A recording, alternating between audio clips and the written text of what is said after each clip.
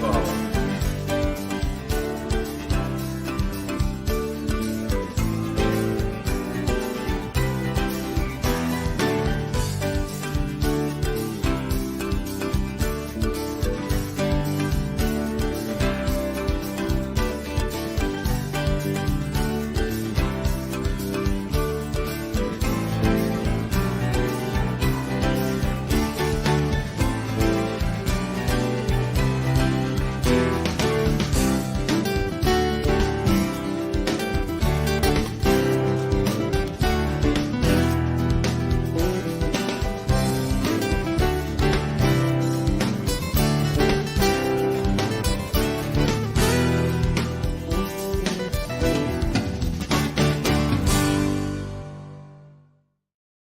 Tired of drinking. You're still interested. Are you kidding? Yes. Bob's You're tired still of drinking, interested. everybody. Not at all. Yeah, no. Oh, Can't believe it. wait, Yeah. we're live. Yeah. Tired of drinking. We're like double live. Yeah. We're double live.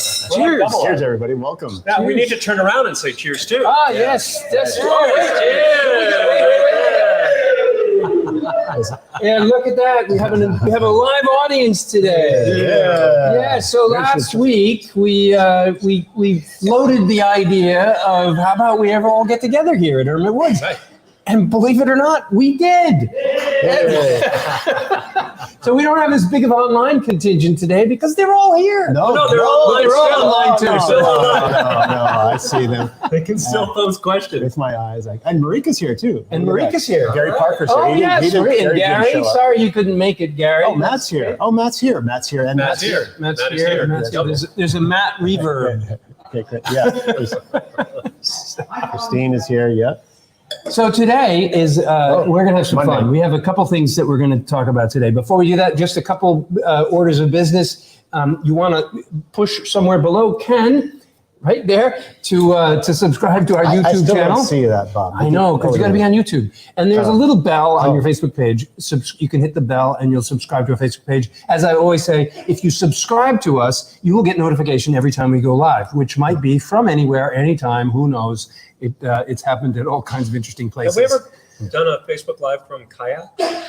We haven't. I think that's probably on the agenda this summer. Like Sunset Rock? I think type of kayak? Monday, some Monday going forward. Wouldn't that be nice? Yeah, that would be good. Yeah. It's a whole So kayak definitely you day, should so- subscribe because there's going to be some interesting shenanigans on that live episode. Oh, yeah. For sure. We should There'll do be a couple of we should do one storms. from the sailboat. One from the we did. How many times? We've done that before. few. How come I don't remember? Well, and there's alcohol involved. There's go-go involved with Go-go. Go involved. So that's how how you you do it. subscribe. And if you are watching us today and you're not live with us and you want to ask questions, just please ask questions in the comments, and we will do our best to get to your questions. If we can't get to them here, Marika is she's actually in another location, actually answering questions today. So thank you, Marika, for doing that. And let yourself be known. If you're not actually in the audience today and you're out there in the world, say hello. Put your name in the comments so that we know you're watching and we can say hi. And if you like what we're doing, like the broadcast, share it with your friends. If you think there's friends out there that would enjoy the conversation, we'd love to include them. And I think that covers the business for today. Now, what are we going to be talking about today? So I'm going to interrupt for one moment. Yep. And I'm just going to say thank you for you guys making absolutely. the trip all the way in here and for being on our Facebook Live every Monday. It's really great. So really appreciate thank you. that. Thank you. Thank you guys for doing all the code. Our pleasure. So on that note, actually, this is a good time because I set up a mic and I'd like to go out and introduce you to the world. right. So we're gonna. Wow, look at you. Yeah. So. Give you a mic and Yeah, I know. goes. Oh, it's boy. dangerous. Bob's got a mic in his hand. It's really bad. So. Yeah, here I am. And a camera. Excuse me. I'm just gonna. No. If you've seen the Bob Across America thing, you'll know exactly what that's about. So. All right, so I just want to go around and have you introduce yourselves, if you wouldn't mind, and say hello to our live audience out there. So, start with you. Hi, I'm Christine Stromberg. I'm from Lincoln, Rhode Island. Excellent. Thank you for coming, Christine. I'm Michael Stromberg. I'm also from Lincoln, Rhode Island. Thank you, Michael. Jan Sullivan, up from Portland. Hi, Jan. Thanks for coming. Priscilla Merrill from Northwood, New Hampshire. Hi, Priscilla. Thank you for coming. Priscilla was Hi, I'm Wendy picking Antaya. With the rose hips. She Rose came hips. by when we were picking Thank rose hips. you. on the riding a I'm bike. on the Dave sequence, yeah. Antaya, and I'm also from Gardner, and I also picked the crab apples for the crab apple wine. Oh, that's right. I remember. That's fantastic. And last but not least, Hi, I'm Matthew Not Dennett from last. Winchendon, and I help people make poor decisions. thank you, Matt. I'm Lynette from Winchendon, his wife. Thank you. It's great. It's so great that you guys all came up today. I mean, it was just an impromptu decision at the last Facebook Live that we all came together. So I really appreciate it. And if you guys do have some questions while we're talking, just yell them out. We'll hear you. Yeah, now you could actually just, instead of texting at us, you could actually come up and yank on our shirt, say, hey, Yeah. I've got a question for you. All right. All right, So, So tell us what we're doing here today. what are we doing here today? we're going to drink some wine.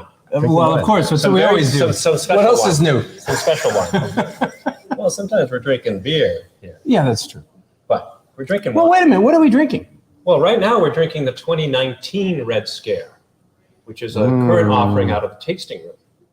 But tonight we actually have two other wines, each in two different forms, that won't be released for a year or two. They're the 21 vintages. They're still in barrels in the cellar downstairs. And one's our Petit Blue Reserve, and it's the 21 vintage of Petit Blue Reserve. Most of that vintage is in wine barrels, and a very special portion of it is in two whiskey barrels that we acquired from Stoneface Brewery. And Stoneface Brewery had got interested in acquiring some of our barrels to put their dark beers into to let them sour. And you don't top off the barrel, you let wild microorganisms get in there and develop this pedicule of all sorts of different bacteria and yeasts. And it creates this sour, complex, aromatic and flavor profile. And Dan, the head winemaker there, was having troubles getting fresh, clean wine barrels and came over here. I think you met him originally, Bob. Yeah, he came by. and his family came and enjoyed one of our loft wine tasting experiences. So they learned the history of the winery. They heard the whole story Oh, yeah. upstairs here. Yeah. Oh, great. Anyway, so he got turned on and reached out to me by email after that time that he came here. And so I said, sure, let's hook up. And he came over and we tasted through a whole bunch of barrels in the basement. And he picked two types of barrels that he really liked. One was a set of barrels that had the 2020 vintage of elderberry. Mhm. So this was our elderberry wine. And he loved the spicy, earthy flavor profile of these organic elderberries. He'd never tried anything like that before. So he wanted two barrels of that. And then he sampled a couple others and he really fell in love with the Red Scare. Imagine that. Imagine that. Cheers. Cheers to that. And so we coordinated a time.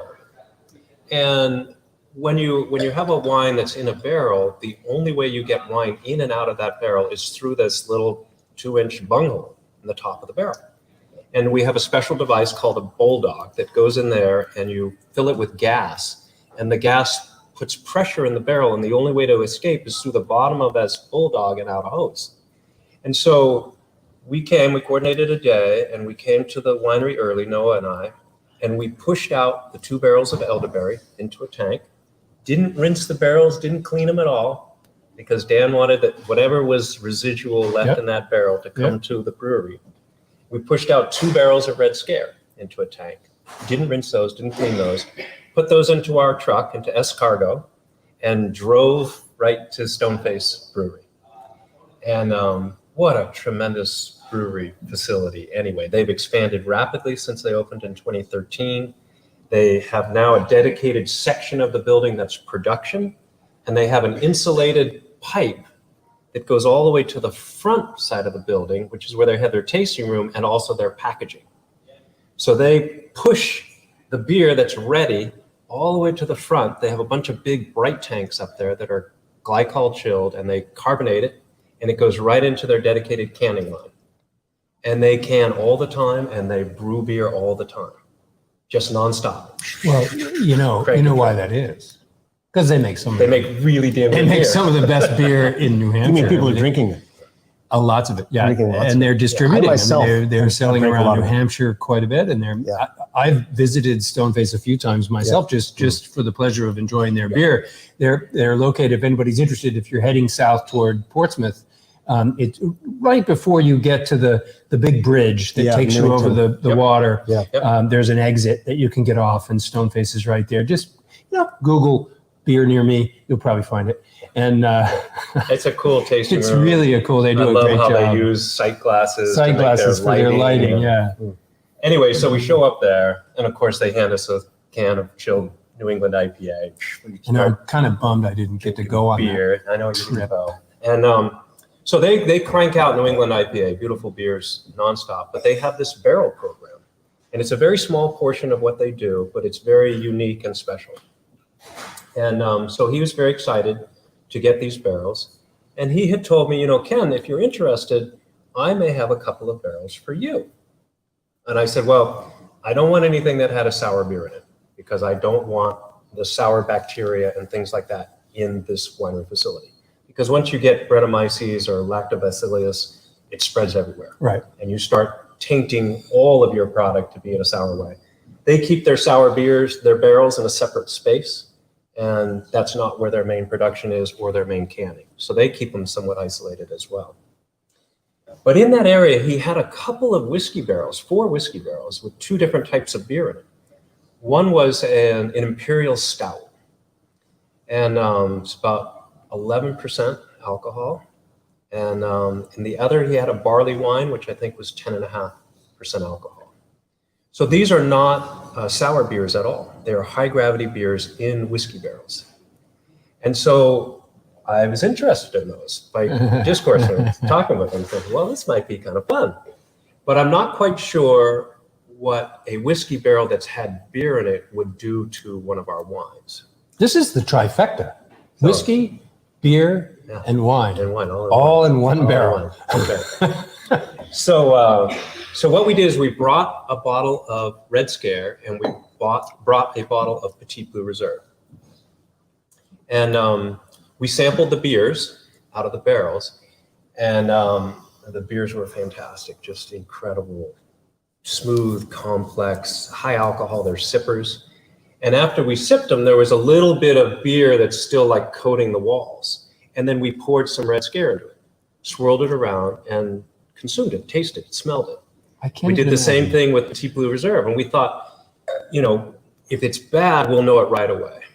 And sure enough, when we put the Petit Blue into one of them, which was the stout, it seemed, when we put the Petit Blue into the barley wine, it seemed all wrong. They conflicted with one another. It wasn't pleasing. When we put the Red Scare into that, it was like, wow, this is fantastic. I don't know what the difference is, but it adds this really unique character. You still get the wine. It still tastes like the wine, but Sure. there's this little complexity to it. And vice versa for the Petit Blue in the other barrel. So we decided to take 4 barrels from them. So we brought him 4 barrels and we brought back 4 barrels. And so right then and there, they pushed the beers out of those barrels, didn't rinse them, saturated them with sterilizer to kill any microbes or things that were on them. When we brought them back to our facility, we put ozonated water all over the outside of them as well. But we didn't. But rinse there the was inside some of the beer barrel. inside. But there was a little bit of residual beer. liquid, When you use that bulldog, there's always a little bit of liquid. Yeah, you can't that's do left that. in the bottom. In our case with the wine barrels, and I told Dan, I said, when I push this elderberry out, there's going to be a bunch of leaves in there, a bunch of dead yeast and slurry. He says, no, I want it all. Bring it all. But we didn't clean them. It was Because they kind of can weird. just filter it, right? In the end, Yeah. things will settle out and, Yeah. and he'll push it through. Ken, Yeah. is it illegal to sell the way you can, how you blend multiple types of wine into one? Is it illegal to blend a wine and an ale or a wine and a stout and sell it? So we're not blending the two together. But yes, would be it is illegal. It would be illegal. Yes. Yes, it would be illegal. So just to rephrase, because I don't know if the audience could hear Matt, because the mic is far away, but Matt That's a good asked question. if it's legal to blend a beer basically and a wine. And in this system, and actually in most systems around the country, the licenses are very discrete. There's a beer license, there's a wine license, and there's a spirits license. And in New Hampshire, they're very strict about how you blend those. You can't share space amongst those licenses. There's a way you can sort of draw lines around space. So there's creative ways to solve that problem, but you cannot actually share space in the final Right. production of those three ingredients. You can transfer under bond from a distillery to a winery to then fortify a wine. And then that fortified wine is licensed through your winery to be distributed. So if you're making a port or something like that. So I guess the answer is that, there are legal maneuvers. There are legal maneuvers that to make it work. will but I don't allow think you I don't to- think beer to- works. We can't sell beer wine. We can't sell beer. Beer wine. I don't know what beer wine is yet. Well, I tried Nobody's made it yet. I tried to do this. It's awful. It's a really bad idea. I put some recipes up to the TTB. Beer wine recipes? Beer wine. Beer wine recipes. And they accepted them? No, they didn't. They rejected it. Of course they did. It was terrible. We just discussed It's this. probably terrible. It's a whole terrain to deal with. Yeah. So this is the closest time that I've ever gotten to that. So what we're going to sample today, And we're all going to sample it. and we're all going to sample. Everybody's going to sample. We're going to do identical glasses with the two wines, and we'll start with the Petite Blue. Okay, I'm So in pouring. one glass, you're going to get a sample of the 21 Petite Blue Reserve that has been in a whiskey barrel that previously had a barley wine in it. Okay, so am I pouring all of this to them? Yeah, you can pour all of that. Okay. And if you need more, you'll get more. And while you're doing that, Matt asked a great question. Is there a risk of bacteria migrating on, say, clothing? And of course, we know that is always a risk. Bacteria is the enemy we can't see. It's everywhere. It's on our clothes. It's on our skin. It's everywhere. So one of the major parts of our job, and even more important in the beer world, because of the lower alcohol in the beer world, is extreme cleanliness. Because if you don't practice extreme cleanliness, you're going to risk the bacteria that's in your breath, Well, on that's your close. skin, and in the air, and yeast, right? I mean, yeast is everywhere too, right? A lot of the brewing world. If you need more, we got more Okay. wine here. This Might need a this little is which one is this? That's This it. That's the one out of the. It's going to be hard to keep track. This is just the regular. Oh, this is the one in the barrel. Is the jury out here? This is the control. Here's the regular one. This is So PBR, this is the one that's been. Petite Blue The Reserve first one was in the new barrel, the unique barrel. with the barley one. I taste coffee. You taste coffee. I do. I don't know why. Thank you. Okay, everybody else all right? So this will be, you're going to have to keep track of glasses here as best you can. These, here's some more. So this is the next one now. So this is this out of the regular barrel? Regular barrel. Okay. So this is his Okay, first one. Coffee? Here's his So this is our barrels and how we normally make Petite Blue?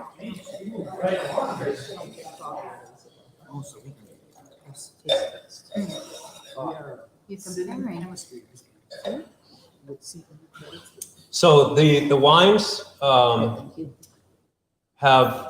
this is the 21 Petite Blue Reserve that was created last fall. It was in barrels, and then we took some of this wine out of barrels. Oh no, sorry. I messed that up. Oh, This is the 21 Petite Blue Reserve. but this is regular. This Petite was Blue made back in February, so this is a brand new Reserve. So wine new Petite Blue. made from 21 vintage blueberries that were frozen. And so it was just recently fermented. You may even get a little tongue tingle from the fermentation activity. It's going through what's called malolactic transformation. And so This one. Okay. the second wine that you got has just gone into our regular wine barrels. And the first one that you received went into a whiskey barrel that previously had that beer in it. So It's only been there for 1 month. And if you haven't tasted already, you should taste the one without the whiskey barrel first. No. Sort of that's your base. I know we poured the wrong one first. We should have poured We the regular won't, we one. won't make that mistake next time. Okay. So which one do I have? Your left is the regular one. Yeah. So the second wine that you received is Oh, our regular Yeah. Petit Wow. Blue Reserve, brand new, very young. Not ready for prime time. Yeah. Right. Very good. Still has that nitrogen kind of bubbly mouth tingle. Yeah, I think you'll find the second wine that was poured for you has a little mouth tingle, a little bubbly to it. Very often, especially with blueberries, for some unknown reason, they tend to hold on some of the natural carbon dioxide that's created during fermentation. They tend not to liberate it. Grape wines do a much better job of getting rid of that, and blueberries can hold it. And So just to recap, Yeah. the first one is a straight blueberry Petit Blue Reserve that is the latest vintage. And the second one is the Petit Blue Reserve latest vintage in a new barrel from Stoneface, From that Stoneface. had a a barley wine. barley wine in it. Yeah. Okay. And I'm going to confirm that because Was it maple barrel or was it oak barrel? this was an oak barrel. Oak barrel. Wow. They're noticeably different. So there's been 1 So month. what do you find in there, Chuck? Well, it's one of the things that the tingle is mellowed out. It almost is a little bit sweeter. There's much more dynamic flavors. It has a much different and much softer mouthfeel already. You And know, I say all in all, it's a little sweeter. It's like almost like the barley wines to me. It's always a little bit of a sweet. So I went back to my notes just to make sure, and I need to correct this, sorry. This one was in a rye whiskey barrel that contained the Imperial Stout. An imperial stout. So this was the Imperial Oh, this is Stout. Imperial Sorry Stout. about Okay. the mix-up here. So this barrel previously had the Imperial Stout, and it seemed to blend well when we tasted it there with the Petit Blue. So that's what it's in right now. so it's That's an interesting. oak barrel. The nose, for me, the nose is really almost subdued a little bit, but not that different. I get a whole bunch of smoke I don't. out of the rye barrel for me. Yeah, I get that. I get that. I get. It's like I barrel get- 25 in my cellar always is smoky, and this seems smoky to me. Almost a bacon back. Yeah, I get that a little bit of that too. Yeah. I don't, oh, I don't get it on the nose. I don't get that I smoke don't on the get big. nose. I get smokiness myself.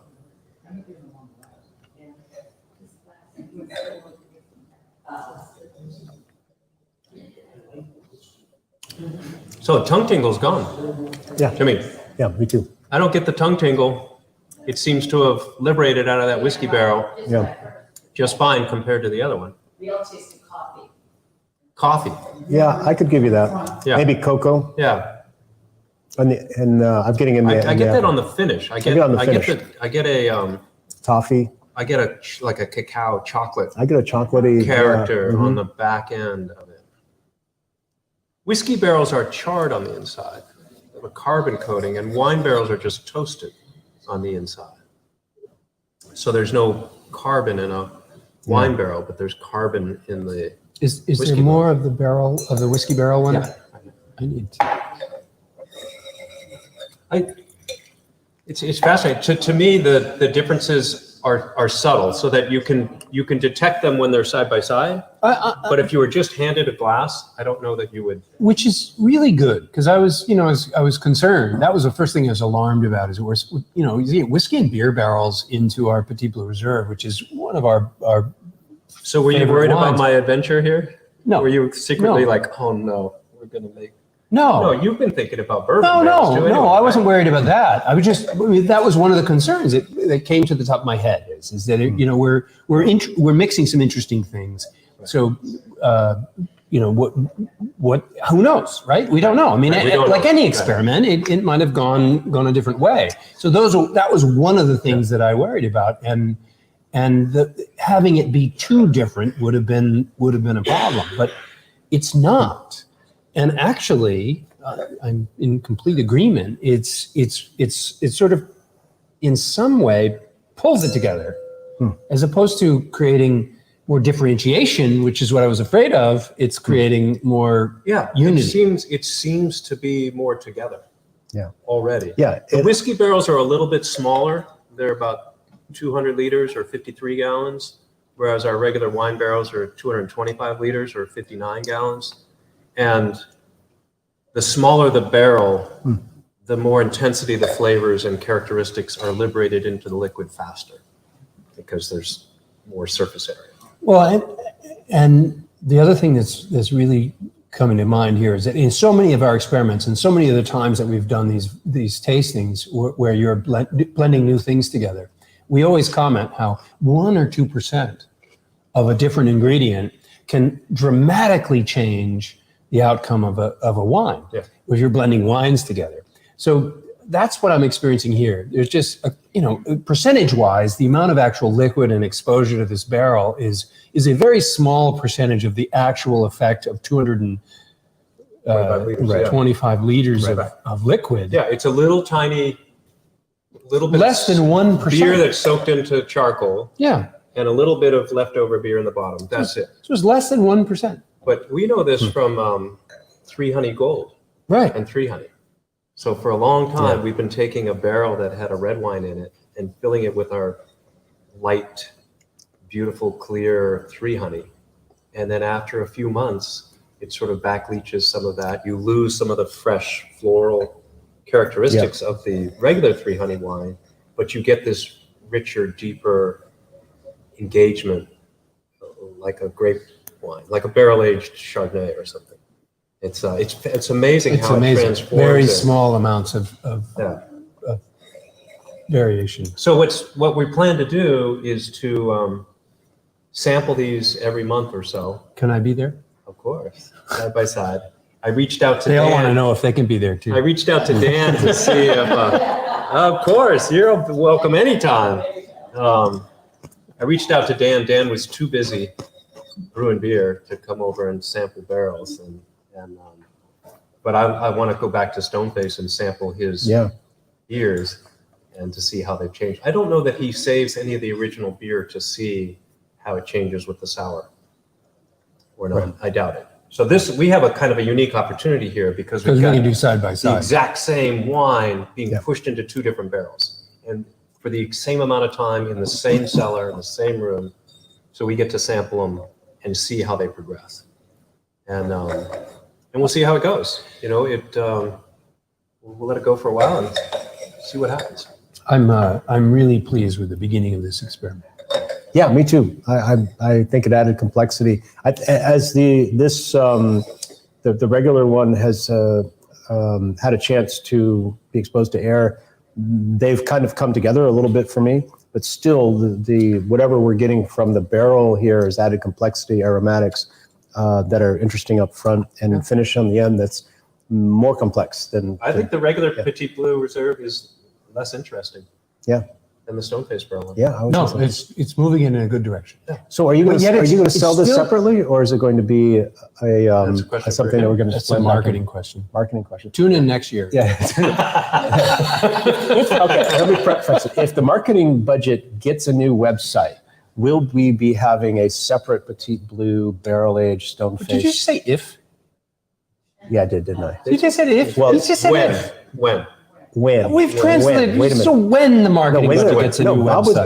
Bob's buying them for us. No. Out of the website. You're making it up. That's fake news. Out of fake news. Oh my God. There's all sorts of opportunities too, because I have Matt will buy a barrel, right, Matt?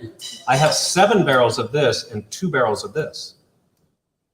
Yeah. So in the end, I could mix this all together. Yeah. Or I could mix it with a couple barrels. Or I could keep it separate. No. That's a marketing. The marketing department is going to be in touch with these folks at Stoneface, and we are going to make sure that we give this the proper honor that it deserves. Stoneface is one of my favorite breweries in New Hampshire, and you're creating 2 barrels of a collaboration. I love having it separate for people who has come to be in, separate, because then they could buy a bottle of each and try them side by side and have this experience. Sure.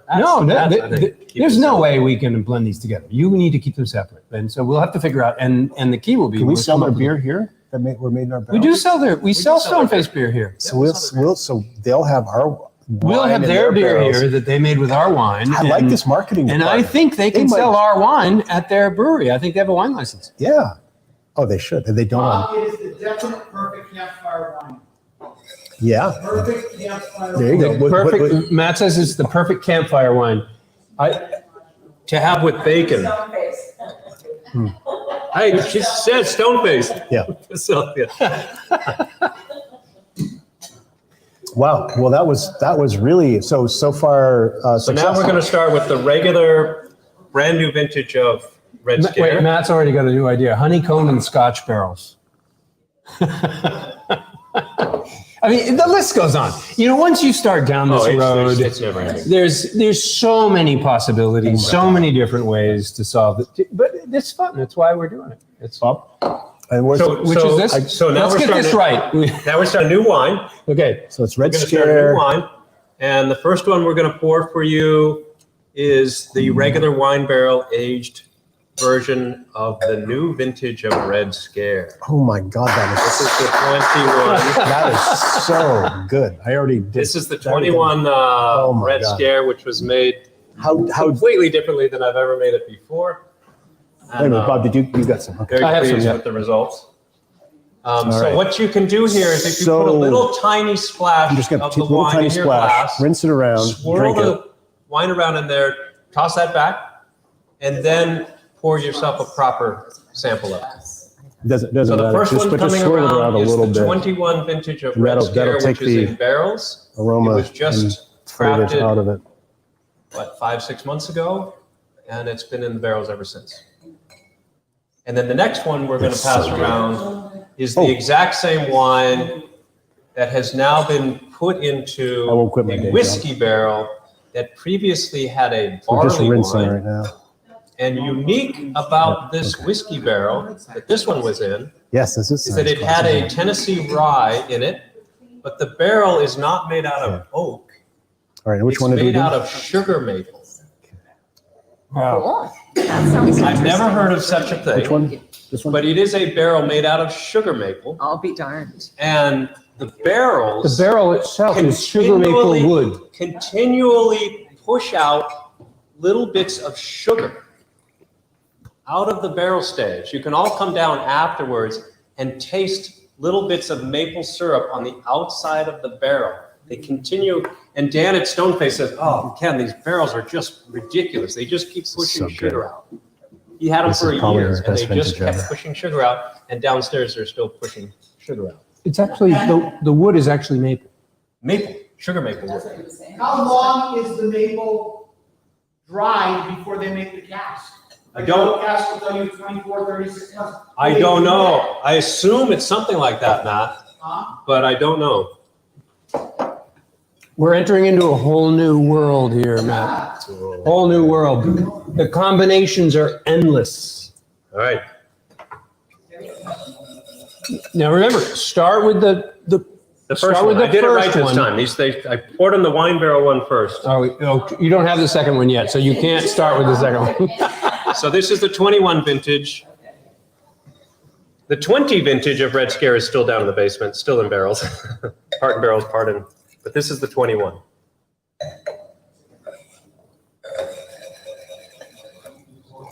So Red Scare, as you know, is a type of mead called a mellow. It's a blend of dark berries and honey, and it's fermented.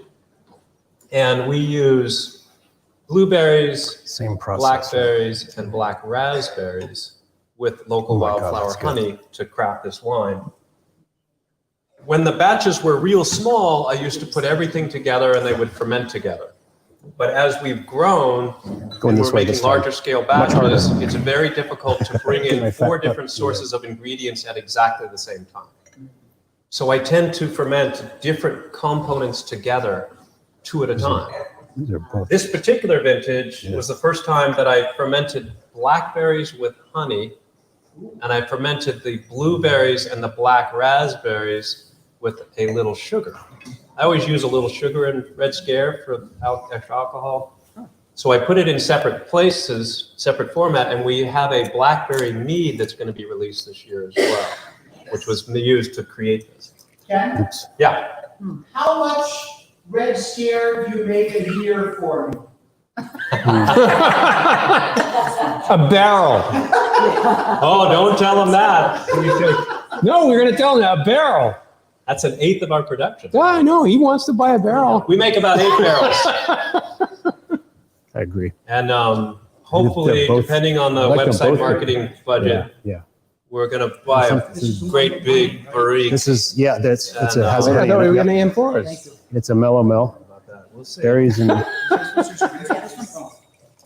Imports are What kind of is it cool called? concept. Red Scare. Oh, this is the Red Scare. Yeah, this is the one I, it's like my house wine at this point. Yeah, It's a different version. They're all slightly different. 2020. Which glass are we going to? Whoops, right, this one. And it's so complex, it comes out different with every meal. Right. That's actually true, Matt. Matt just said it comes out different. The wine taste, the Red Scare, comes out different with every meal. And honestly, Right. any wine, that's going to be true. And it's not just with every meal, it's what time of day you drink it. It's the weather outside, whether it's winter or summer, whether you're what you've had to have to eat before you drank it during the day. There are so many variables that are going to change the effect of a wine from day to day. It's really remarkable. And, you know, none of us drink enough wine to, back to back, side by side, to actually know the subtleties sometimes. No, I know. Yeah, well, and actually we are too. So I mean, we're drinking a lot of different wines all the time in all different conditions and all different variabilities. And it is incredibly remarkable to me how every single wine has such subtle nuances from one time to the next, from one day to the next, from one meal to the next. And that's why, I love this idea. And I was always sort of just part of living in the past, but now it's very real to me. When you enter into the afternoon, you get off of a day of work and you're thinking about what am I going to have to drink tonight? Some of us drink in the I morning. get to start thinking about that when I show up for work. Some of us drink in the morning, but many of us usually will get off of a day's work and we'll come home and we'll start to begin to think about what are we going to enjoy this evening. And it could be any number of things. If you have a big palate and you're not discriminating against any of the alcohols, and there could be a wine, a beer, a spirit, a cocktail, whatever. So you have to think about it, and you begin thinking, and then you start connecting the dots. You go, well, it's kind of warm out. Well, I'm going to be having this to eat in a few moments, and we start thinking about all these variabilities that are going to affect our experience, Right. and then we decide what we're going to have. And it might be a wine, but it might not be a wine at all. It might be a beer. It might be a cocktail. It might be something else. And then when you get to dinner, it might change, right? So you start thinking about all these variabilities. How did you come up with the name of Red Scare? Oh, I think that's That's a Ken. fun story. Yeah. Yeah. So back way before any concept of a winery, wine production, the rest of it, in 2003, my wife and I bought an old farmhouse over in Samberton. And the previous owners, it's a unique place. It's an old New England cape from the late 1700s and sits on the side of a hill with lots of land and fruit trees and all this stuff. And really a big adventure for my wife and I. She grew up in New York City. I grew up in Los Angeles. So we're two transplants now doing this little New England thing because we really, really love it. And our two kids at the time were 11 and 13 or something like that. I have to interrupt you. When you imagine that Ken grew up in Northridge, California, and he's living the farm life now. Yeah. I remember Bob out there with me cutting down trees for firewood, and he says, Ken, where did you become such a Yankee? I'm on the back of a 1947 farmall tractor, and we're puddling down through the backwoods. Anyway, we showed up this old house, and my son Max was running around looking at different things. He says, Dad, there's all these old beehives out in the barn. I'm like, oh, okay. So let's set up beehives. Like, beehives, really? So he was a champion of trying to set up beehives. So we started learning about bees and beehives. And one of the diseases, I am getting to the question. I tend to do this in my story, sorry. Yeah. one of the issues with raising bees is a disease called American foul brood, and it gets in and destroys hives. And once it's there, once that infection takes place in a hive, it has to be destroyed. The hives need to be burned. They need to be completely obliterated. It's kind of like bringing in bacteria to a winery. It will take over everything. So we learned about this and took bits of the old honeycomb that were in these boxes and sent it off to Johns Hopkins. They would do a free analysis to see if we had American foul brood. We did not. So the boxes were still viable. And so we learned about them and bought foundation and built beehives and figured out where to put it in the backyard and how to keep bears and other things away from them. He's getting So there, I'm I getting to promise. this. Yeah. So that's- this is a critical So component. that's how Red So- Scare was named. They're moving along. So you're saying that? This is like one of your stories.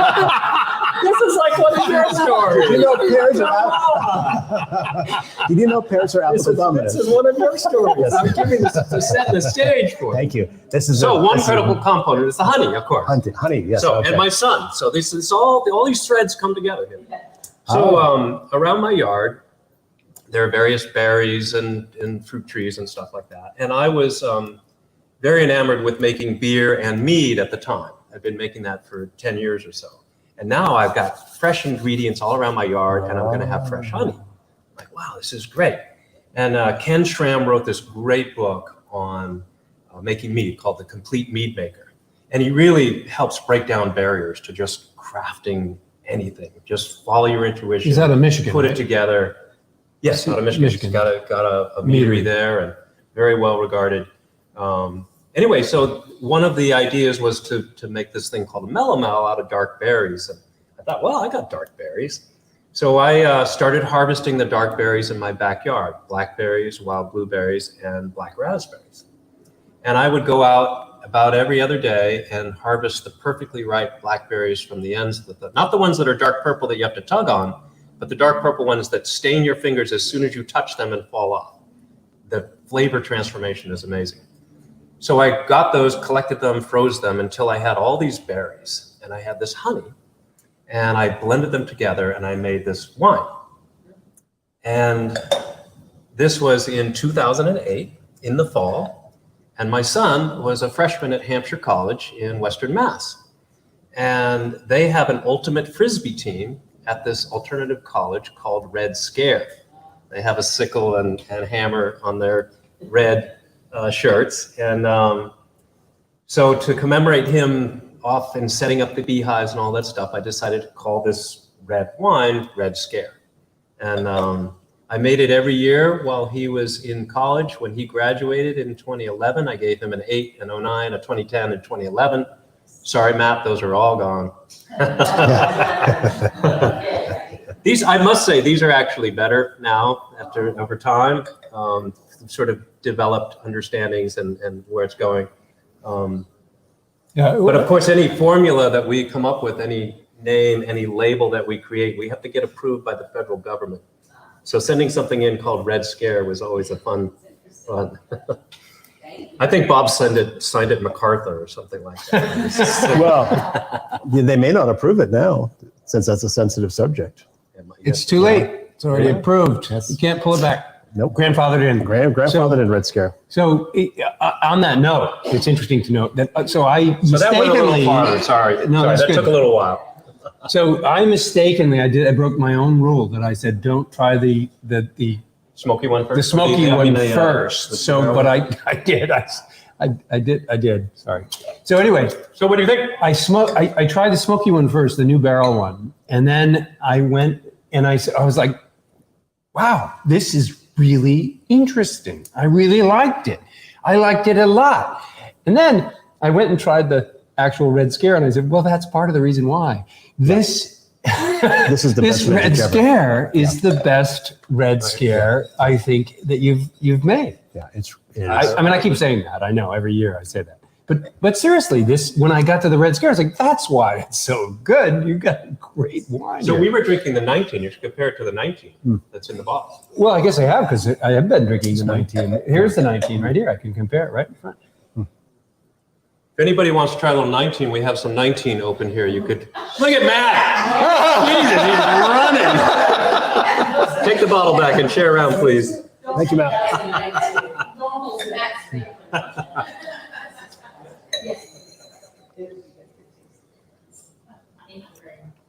Oh my God. Well, they're different wines. They're different wines, but this is young. When this is another couple of years along, this is going to be by far your best wine. It is really super. It's really amazing. Yeah. And honestly, with the maple barrels, again, Which do you like? Which do you like better? Maple right now I barrel? like the maple barrels because there's a degree of complexity that is added to it, and that's what I enjoy. I enjoy picking it apart. I enjoy finding nuances and subtleties in the wine that are special. So the one with the maple barrels are already starting to give off some of those interesting characteristics. But I think both of them are going to continue to grow in their current state, in the barrel that they're in. These are about 15%. Super high. 14.5. They're higher. You're whispering that. I whispered that. You have a mic on, so forget that. These are 15%. about 50. Ken says there. Don't tell anybody there. Don't tell anybody. I have two observations with this. First off is that this Red Scare I didn't break Bob's rules this time. It's just outstanding. And then the one that has the barrel has a little bit of something or other attitude, almost changes the mouthfeel, maybe a little more, almost feel like it brings out some acidity or something that changed the mouthfeel a little bit. And there was a little bit more, and I don't know how to describe it aromatically and flavor-wise. Finish-wise, about the same. I don't think the comparison is very small as about how much it changed it relative to the last batch, right? I think that this to me was not nearly as profound a change in the wine As the Petit Blue. as it was with the first Petit Blue. Yeah, but I like it. I mean, I like the added.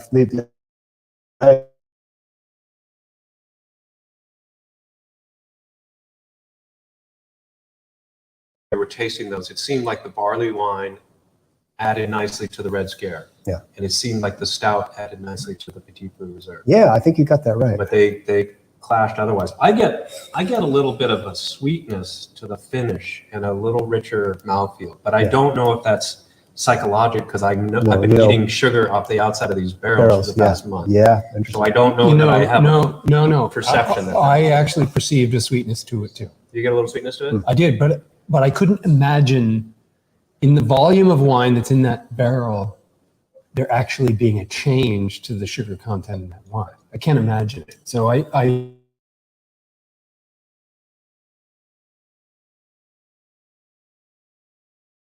talk about berry wines, fruity wines, give you the impression of sweetness. Right. So there are things that sort of suggest sweetness. So I'm of the mind that there is something in here that's suggesting sweetness. I can't imagine that 220 liters or whatever it is actually made sweeter by this small few ounces of liquid that wasn't that sweet to begin with. I know. It's a mystery. It's a magical mystery. Well, these little tiny things create changes. but it's a suggestion. I think it's a suggestion. I think that's what we're seeing. There's a suggestion of sweetness because of the way the flavors In are our coming brains or actually in the liquid? in our brains. I don't think there's any You difference. think the liquid's the same? The I variability think it'd be of very hard to sweetness. measure. I It'd be hard to I don't measure, think exactly. Our sense of smell and taste is extremely sensitive, right? Is there a Yep, that's true. mass spectrometer that Yeah, would mass tell spec, you, probably. it might have a little bit different, some certain atom, but I mean, is that really telling you what you're tasting? I mean, really the truth comes down to the taste bud. So part of it is if say the character of this is reducing the acidity, then it's going to taste sweeter. It's going to taste sweeter. Immediately, That's a it's really going to good taste point. sweeter. Right. So I think there's subtle changes to the makeup of the flavor that is causing us to experience it differently, and one of those experiences is sweetness. So my other point was, now that we've had a chance to talk about this, I thought maybe you ask the studio audience what they think about the barrel program and which one they like better. Well, I think so too. Yeah, that's a good idea. So we're going to put you all on the spot now. We're going to bring the studio audience. We need to know what you guys thought. You had two different wines. The first one being the Petit Blue Reserve with a Stoneface barrel and without, and both young. Keep that in mind. And then a red scare in the Stoneface barrel and one without. And you have a mic, it's relatively close to you. If you want to get up and speak closer to it, it will be helpful. But if you want to offer some comments about your experience, that'd be great. Sure. We were kind of talking about it as we were tasting them, and there is definitely a complexity that gets brought to it. With regard to the maple versus whether it would be any amount of sap coming through, just as if you have the same wine in an American oak barrel versus a French oak barrel, you know the subtle differences, but they're definitely distinguishable differences. Oh, yes. But the maple may also bring a similar difference, kind of the same way. And the other thing we with the smoky overtones, we kept saying, great campfire wine. There's definitely a different, a completely different thing. Made me think, I posted online, maybe some home experiments, maybe getting the eyedropper. What's the little slurker? You've got the angel's share, and put a couple of drops at home. Don't do this here because it's against the law. But at home, try a couple of drops of a stout or of an ale that you particularly like, and blend that into your wine as an experiment, just on a given evening for kicks. But yeah, we thought definitely the smokiness. It was almost, if they made wine in Scotland, that would be the Scotch of wine. There you go. With that kind of whiskey, peaty wine. smoky. I like that. The Overtone Scotch of on it. wines. And I'd like to suggest that we try getting a peat brick. I have some you can have, and try putting a little bit in a carboy with a little bit of peat, and see if we can't get an even scotchier red scare. Yeah, Anybody else have any comments you'd like to Scotchier share red about the scare. pairing? it's a scary word, but I like the whiskey barrel. So you like the change that came from the whiskey barrels? Yeah, I like the taste of it. Excellent. Anybody else have a comment? Same thing, it was really, really good with the whiskey barrel. Definitely enhance the taste of it. Anybody feel differently from that? I just thought when I tasted both of them, because I'm not much of a dry red wine kind of a fan, that they were distinctly different in between one and the other. And somewhere along the line, whether it was this one or before, they were talking about coffee, and I smelled licorice. Licorice, I tasted licorice Ah. for whatever reason. But again, it's what anybody else tastes. It's their own interpretation of what it is. But vastly different. It's amazing what one barrel can change, in just a short amount of time. It's crazy. Exactly. And that's one of the things that we've been learning about as we Right. have gone along in this process, the subtleties that can happen from just the smallest amount of variation. It's really Yeah, wonderful. every barrel downstairs, I'll put this same wine in it, and every barrel will taste slightly different. Right. They all get blended together in the end, that gets bottled, but each barrel along the way has a slightly different flavor and character to it. And I think it's But important. maybe I think we send all of our wine barrels to Stoneface and we just start bringing in whiskey barrels. I mean, if it makes a better wine, Whatever we're doing with Stoneface is a good thing. It's a great I don't know where it's going to end up, but I think it's a good thing. And I just wanted to expand on the comment that was made about you mentioned that you liked licorice in the wine, or you found a taste of licorice. I said, really, honestly, it would be odd if we all didn't find something different going on in the wines. It really would be, and that's what I try and stress with everybody that I talk to of the wine experience is stop worrying about what you're supposed to experience. Stop worrying about what the experts experience, and just concern yourself what your experience is. But honestly, as I've learned, if you do this long enough, if you taste enough wines, you actually will start sounding more like an expert. You really will. You will start learning the language, and you will start recognizing those flavors, those subtleties a little more consistently with an expert.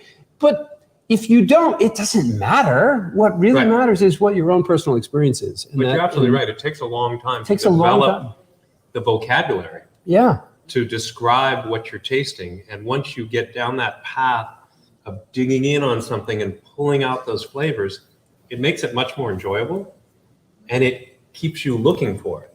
So then when you go to a place where you buy a bottle of wine and you pour it in your glass and you're like, oh, well, that's kind of unengaging and uninteresting because you have a heightened Awareness.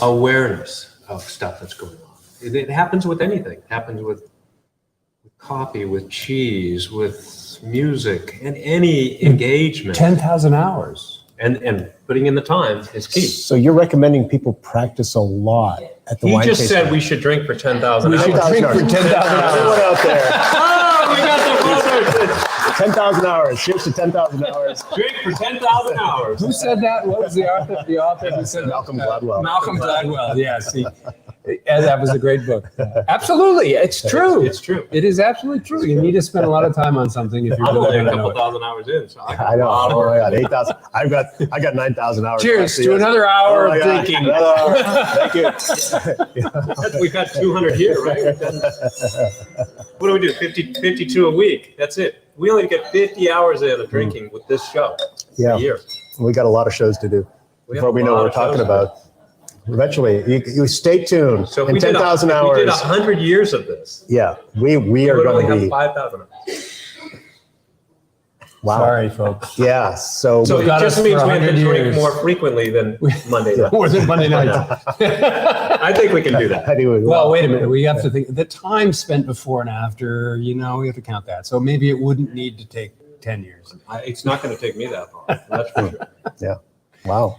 So this was fun. Yeah, that was I super really fun. enjoyed this. And What a the great first thing experiment. is, some of my trepidation about the beer barrels is gone completely. I think I'm really excited Yeah, about me the- too. I love where these are going. They're going in a great direction, Great direction. and whether they are a better or a not better wine than the last, they will be a good wine nonetheless.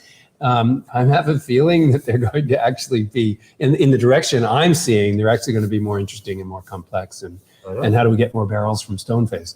So Yeah. Well, and then just speak to Stoneface and anything about collaboration in this community, in this line of business that we're in here, to me is just bringing this whole local conversation to another level. It's local businesses collaborating and bringing in a better thing that we are here in New Hampshire. That I don't know if they're doing this in California or elsewhere. I know what we're doing, that we're doing this. I think that's awesome. I think it's so good philosophically to bring this conversation, this idea, this collaboration into. I think it's into really all of common this. in the beer world. Beer breweries Are go very back and more forth and collab collaborative, all yeah, the time yeah. with different things. People are making beers together. They're swapping barrels. They're doing different things. But the wine to beer world, Yeah, that's I don't- new territory. I don't know Yeah. how Well, that happens or how often that happens. this is an interesting conversation that we've talked about a lot on a lot of different levels between how different parts of the industry collaborate and some parts of the industry collaborate better than others. And one of the things I just came back, as most people know anyway, that I've been traveling around the Eastern Coast for the last 14 or 15 days. And I visited a lot of breweries and a lot of wineries. And it was a really interesting, You never get tired of drinking. no. So You're working on your 10,000 10,000 hours. I'm yeah. working on it. Let's see. But one of the things that I did discover in all of that is whenever I could engage with somebody on this topic at a higher level, get past just the basics of being a customer and a server, and especially when I could get involved with the winemakers and the people that own the businesses, the conversation is the same everywhere. We're all striving for a similar goal. And it's so easy and so natural to fall into that conversation with the right people. And not everybody's the right people. There are some folks along the way that don't understand that or don't see it that way. But those that do, those that understand the importance of working together and collaborating and sharing and we're all in this together. And it's only going to be better if that's how we look at it. If we all look at it in this way that we're gonna do my thing and we're not gonna share and we're not gonna collaborate, we're just gonna do our own thing, that's not gonna get us anywhere. No. But collaborating and sharing and spending time with people and learning from each other, the sky's the limit. You're putting Yeah. you're putting perspectives together. You're putting heads together. I mean, that's what one of the advances that have been made in the creativity and the tech sector has been that nobody just sits in a little cubicle anymore. It's open and you're interacting, and that's how you develop advances. Yeah. That is really interesting. It, Yeah. it has been in the last 20 years that we went from this very closed office And we've all situation to closed. this much more open. And there's lots of variation where that's gone, but that is an interesting scenario, and I'll have to put some more thought into that. I don't want to comment on it now because I need to think about it more. But I think there's some learning to be had in that conversation. But we are. That could be our episode for next Monday. You can do some research on this, and this could be the topic. Oh, there we go. Because what are we talking about next Monday? I don't know. Aha. We don't know. Well, that could be it. We never know. You never know. I never know until I sit down. So that Talk about Dogo. we're On Dogo. Oh, Dogo on Dogo. Are you going to be here next Monday? Yeah. Dogo on Dogo. Do you ever go to work? No. I just want your job. Wait a minute, I have your He job. said I today never go he's to work actually, either. today he was working. Today he said he was working. Tomorrow he goes on vacation. Oh, you're on vacation. No, tomorrow. no. I'm No. going on vacation next Sunday. Again, that's. Oh, you're not going I'm on on vacation. days off today. Well, days off. What's the today. difference? Days off and never mind. It's complicated. This is It's a different show. Okay, our show on Dogo will be explaining. We need to do a show how- from a 777 heading south. We do need to do a show. That That would be the show and a half. I want to go meet my future self.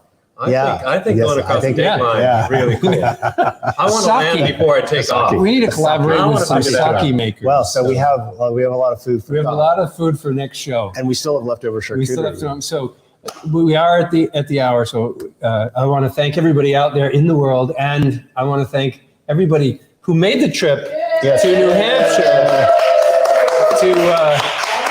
to join us this evening. It was really special to have you all here, and we're looking forward to seeing you all again, either here or live out on the internet next week when we talk about something to be determined. Well, yeah, we all can't fit on Dogo. And we'll be working towards our 10,000 hours. Yes, We'll be working toward our You all get 10,000 one credit. You all get one credit to your We get one 10,000 credit hours. for every class. Yes. We could give out We could have got a credits. Yeah. All right. Yeah. drinking credits. To drinking credits. Drinking credits. Next That's week. it. Cheers, We'll see everybody. you there. Next week. Cheers, everyone.